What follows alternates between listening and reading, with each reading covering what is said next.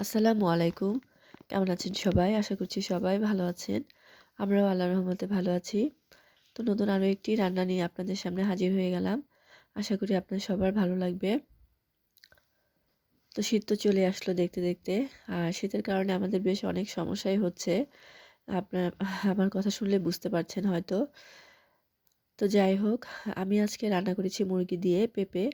আর এই রান্নাটা আমার কাছে ভীষণ পছন্দের। এমনকি আমার বাসার সবাই খুব পছন্দ করে খায়। বাজারে তো আলুর অনেক দাম। তো আলু কিনতে আর না গিয়ে আমার বাসায় পেঁপে ছিল গাছে। তো সেখান থেকে আমি একটা পেঁপে নিয়ে রান্নাটা করে ফেললাম। তো এখানে আমি মশলাগুলো আস্তে, আস্তে সব দিয়ে কষিয়ে নিব। এখানে আমি আদা আর রসুন আর গরম মসলা দিয়ে একটু কষিয়ে নিচ্ছি অল্প পরিমাণে পানি দিয়ে। আর মাংস রান্না তো আসলে সবাই জানেন। এটা আসলে কাউকে শেখানোর মতো আমার মনে হয় না কিছু আছে। তো আমি যেভাবে রান্না করি এটাই আপনাদের সাথে একটু দেখাতে চলে আসলাম। তো সব মসলাগুলো এবার আমি ভালোভাবে কষিয়ে নিব। একটু ঢেকে দিয়েছিলাম। তো ঢাকনাটা উঠিয়ে এবার একটু নেড়েচেড়ে দিব। দেখেন উপরে তেলটা উঠে আসছে। মসলাটা ভালোভাবে কষিয়ে নেওয়ার চেষ্টা করবেন। এতে কিন্তু মাংসের টেস্টটা অনেক বেশি হয়। এবার আমি আগে থেকে কেটে ধুয়ে রাখা মুরগির মাংসটা দিয়ে দিব। আর পেঁপের এমন একটা জিনিস, এটা কিন্তু গরু মাংস দিয়ে রান্না করলেও খুব বেশি ভালো লাগে আমার কাছে। হ্যাঁ, আর কার কার কাছে ভালো লাগে একটু কমেন্টে জানিয়ে যাবেন। এবার আমি মুরগিটা একটু কষিয়ে নিব ঢেকে ঢেকে।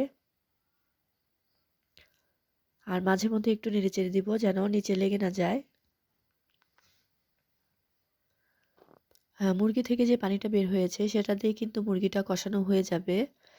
এবার আমি কেটে রাখা পেঁপেগুলো দিয়ে দিচ্ছি। আর পেঁপেগুলোকে কিন্তু আমি একটু সেদ্ধ করে নিয়েছি। পেঁপেতে প্রচুর কষ থাকে, যার কারণে আমি সবসময় রান্নার আগে একটু ভাপ দিয়ে নিই।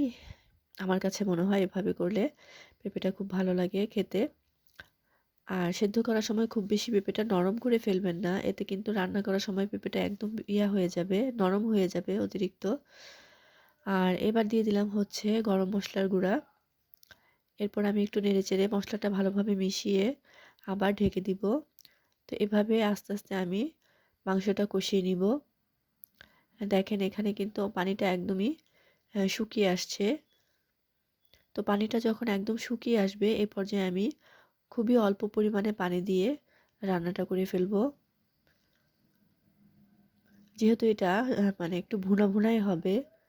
তো এবার আমি চুলার আঁচটা একদম কমে দিয়ে মাংসটা রান্না করব। আপনারা এই পর্যায়ে চুলার আঁচটা একদম কমিয়ে দিবেন। দেখবেন রান্নাটা কিন্তু খুব সুন্দর হয়। আর সব ইয়াগুলো একদম গলে যায় ভিতর থেকে। আর মাঝে, মাঝে একটু নেড়েচেড়ে দিতে হবে। তো কেমন লাগলো আমার মাংস রান্নাটা? আশা করি সবার কাছে ভালো লাগবে।